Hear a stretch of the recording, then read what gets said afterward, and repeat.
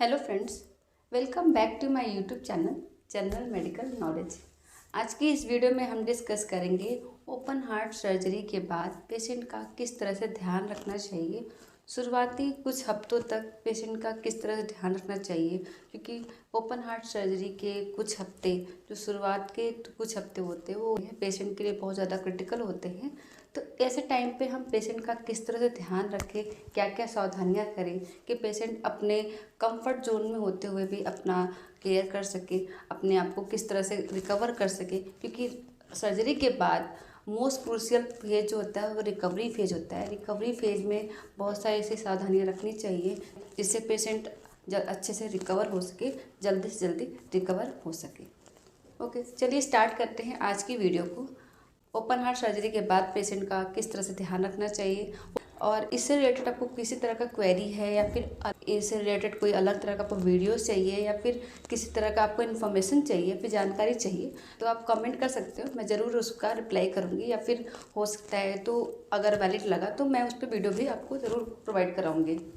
Open heart surgery के बाद open heart surgery जब भी होती है तो किसी मेजर इशू की वजह से होती है, या तो वाल्व की सर्जरी हुई हो, या किसी पेशेंट का बाईपास सर्जरी हुआ हो, या फिर बच्चों में या फिर बड़ों में भी कुछ रिपेयर्स होते हैं, ASD BSD रिपेयर होते हैं। इस तरह की सर्जरी में ओपन हार्ट सर्जरी की जाती है।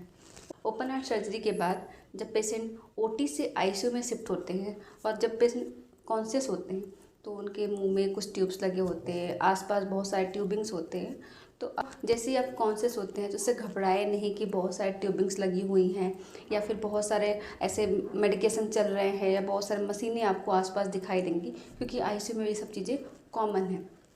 ऐसे में घबराएं नहीं, ऑपरेट करें, क्योंकि ये जो ट्यूबिंग्स है, ये कुछ जो मशीनें हैं आपसे जो कनेक्टेड हैं, ये कुछ टाइम बाद जैसी आपकी कंडीशन थोड़ी रिकवर होगी, कुछ घंटों में ये निकाल दी जाती है। मुंह में जो ट्यूब्स पड़ी होती हैं, जो ET ट्यूब होती है, वो कुछ घंटों में ही निकाल दी जाती है, जैसे ही आपका कंडीशन रिकवर करता है, जैसे ही आपका कंडीशन बेटर होता है। आपके कंडीशन के अकॉर्डिंग वो ट्यूबिंग्स निकाल दी जाती है। और आप जैसे ही ट्यूबिंग निकलती है, पेशेंट बहुत ज़्यादा कंप्लेन करते हैं कि उनके बहुत ज़्यादा थर्स्टी प्यास लग रही है, बहुत प्यास लगती है। तो ऐसा लगता है कि अगर पानी नहीं मिलेगा तो पूरा गला सूख रहा है, पूरी बॉडी सूख रही है, ऐसा होता है।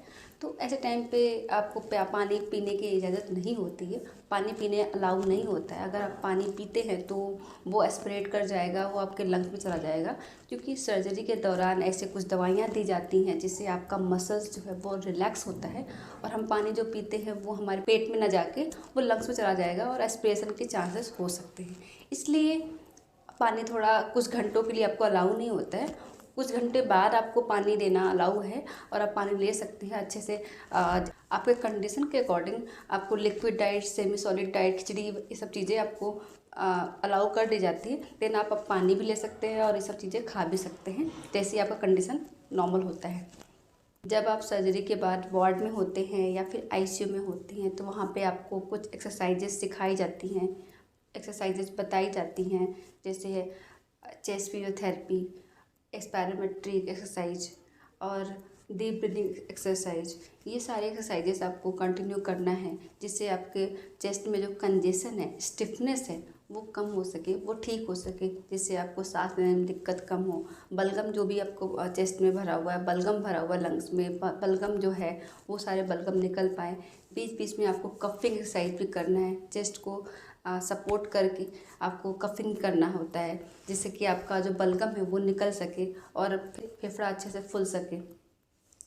और बीच बीच में आपको स्टीम भी लेना होता है, भाप भी लेना होता है, और स्पायरोमेट्रिक एक्सरसाइज हर 3 से 4 घंटे के बीच में आपको करना रहता है, और सुबह से लेकर रात तक आपको 4 से 5 बार ज़रूर करना है, जिससे कि आपका चेस्ट अच्छे से एक्सपैंड हो सके।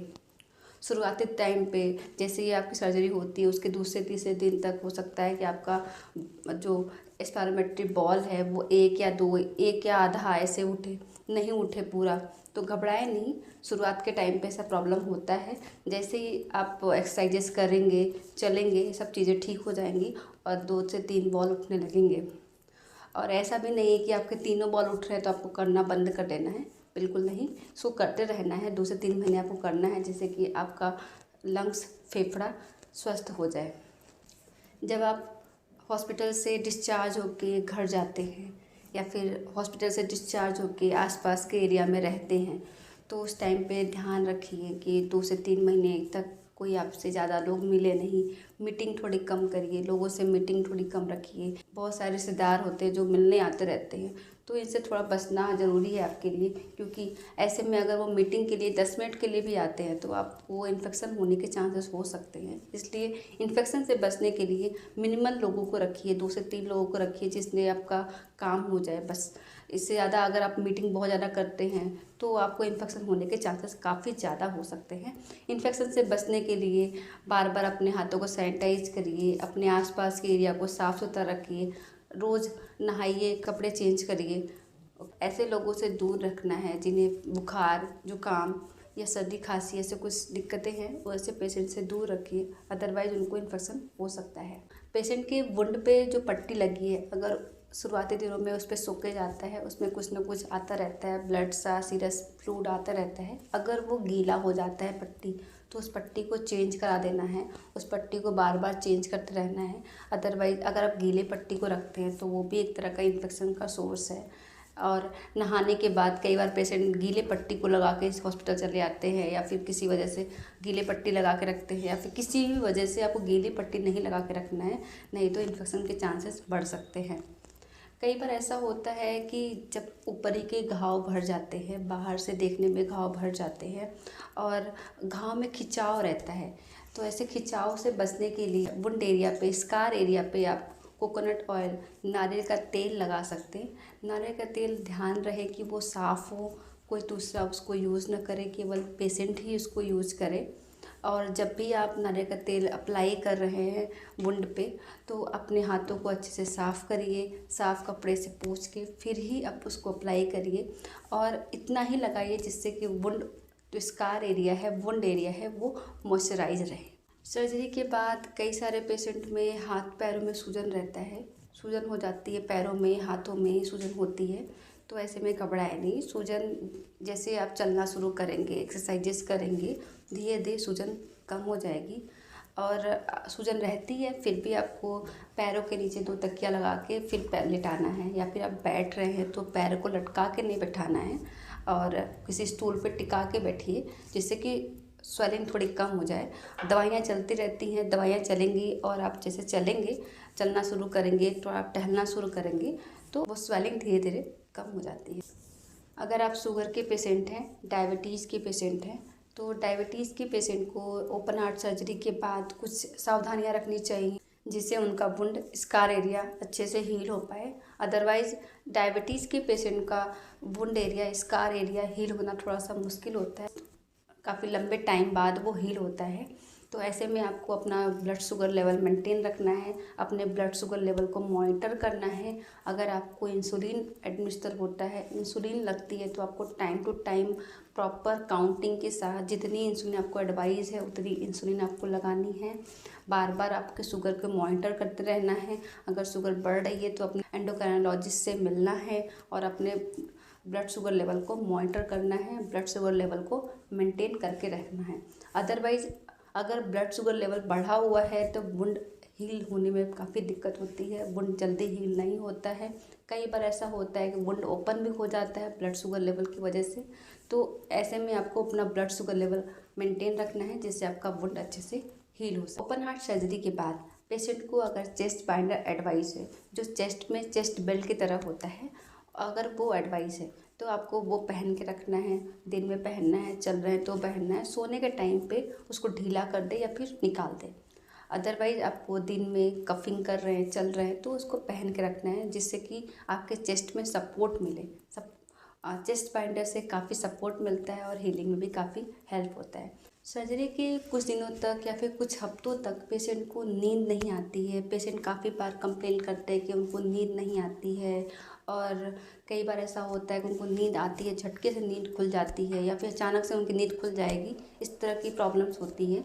तो इस तरह की प्रॉब्लम बहुत कॉमन है, आम है, जिसकी ओपन हार्ट सर्जरी हुई है, ऑलमोस्ट सबको ही ऐसा होता है। तो ऐसा अगर आपके साथ होता है तो आप घबराएं नहीं, जैसे ही आप धीरे धीरे रिकवर करेंगे ये सारे प्रॉब्लम्स ठीक हो जाएंगी, ये सारी प्रॉब्लम सबसाइड हो जाती है। सर्जरी के बाद एक बहुत बड़ा कंप्लेन होता है पेशेंट का कि पेशेंट को पेन बहुत ज़्यादा होता है शोल्डर एरिया में, बैक साइड में, और बैक साइड में आपके चेस्ट एरिया में काफ़ी पेन रहता है। शुरुआत के दिनों में तो उनको पेन किलर चलते रहते हैं कंटिन्यू, तो थोड़ा सा कम फील होता है, या फिर वो जब वार्ड में आईसीयू में होते हैं तो वहाँ पे पेन किलर एडवाइस होता है, पेन किलर कंटिन्यू चल रहा होता है तो वहाँ पे थोड़ा पेन कम होता है। लेकिन वो जब होम सेटिंग में जाते हैं या फिर आउटसाइड रहते हैं कहीं पे, तो वहाँ पे उनको पेन थोड़ा ज़्यादा फील होता है।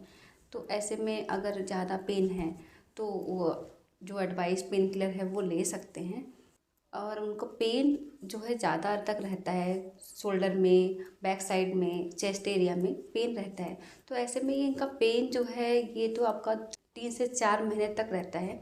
किसी किसी पेशेंट में थोड़ा कम टाइम तक रहता है, किसी किसी पेशेंट में थोड़ा ज़्यादा टाइम तक रहता है, डिपेंडिंग पेशेंट के कंडीशन कैसे है। अगर ये पेन बहुत ज़्यादा है, नॉन बियरेबल है, अगर वो सहनीय नहीं है तो अपने डॉक्टर से कंसल्ट करिए। और अगर ये पेन आपका बियरेबल है, आप टॉलरेट कर पा रहे हैं तो ठीक है, और जब आप टॉलरेट नहीं कर पाते हैं तो पेन किलर से आपका काम चल जाएगा, पेन किलर आप ले सकते हैं। ओपन हार्ट सर्जरी के बाद पेशेंट को स्ट्रेट लेटना होता है, क्योंकि सामने से जो स्टर्नम बोन है वो कटी होती है, स्टर्नम बोन को कट करके हार्ट की सर्जरी की हुई होती है, ओपन हार्ट सर्जरी की हुई होती है।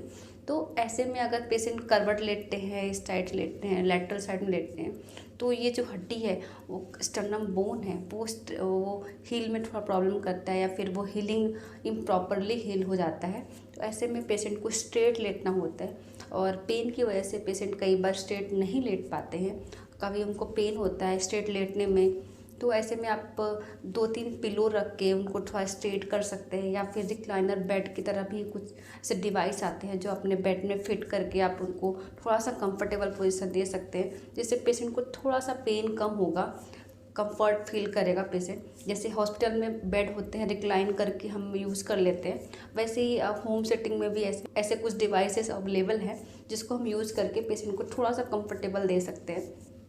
कई बार ऐसा होता है पेशेंट 2 से 3 घंटा ही लेट पाता है नाइट टाइम में, उसके बाद उसको इतना पेन होने लगता है कि वो लेट ही नहीं पाता है।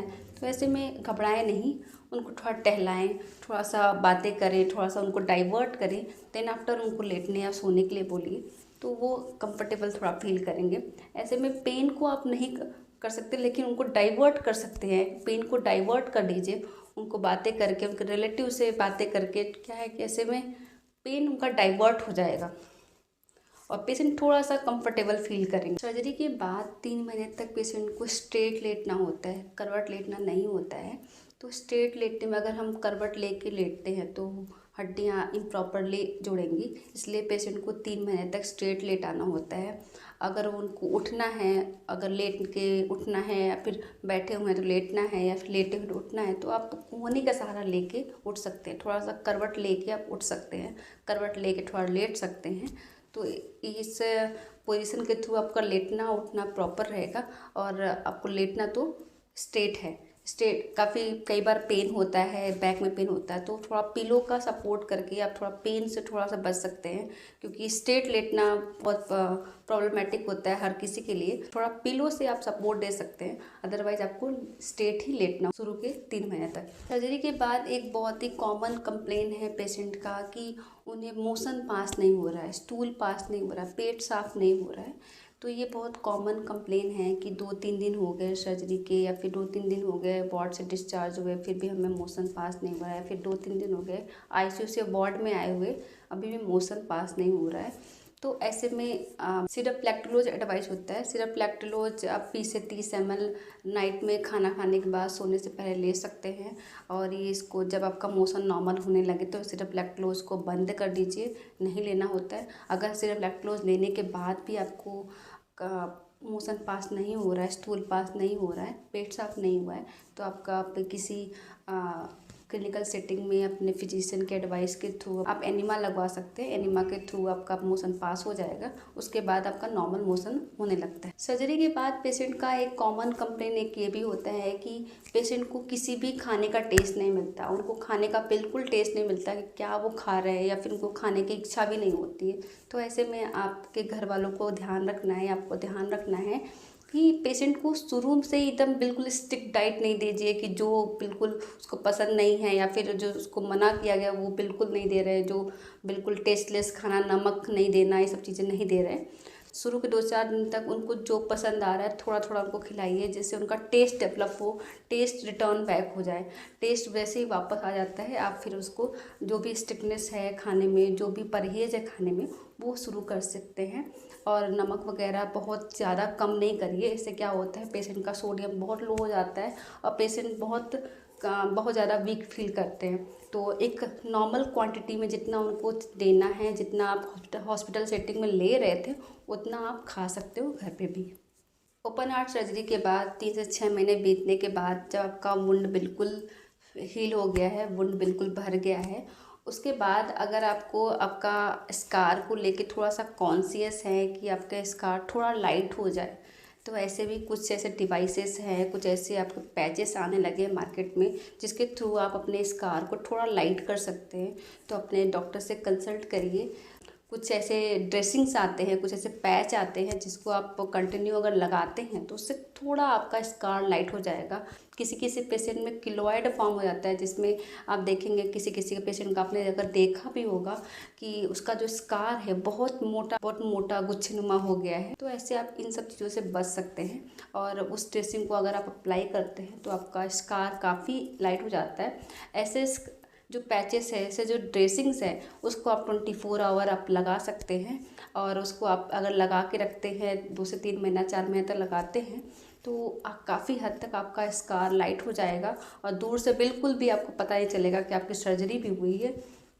तो अपने डॉक्टर की एडवाइस से आप बिल्कुल इसको यूज़ कर सकते हैं।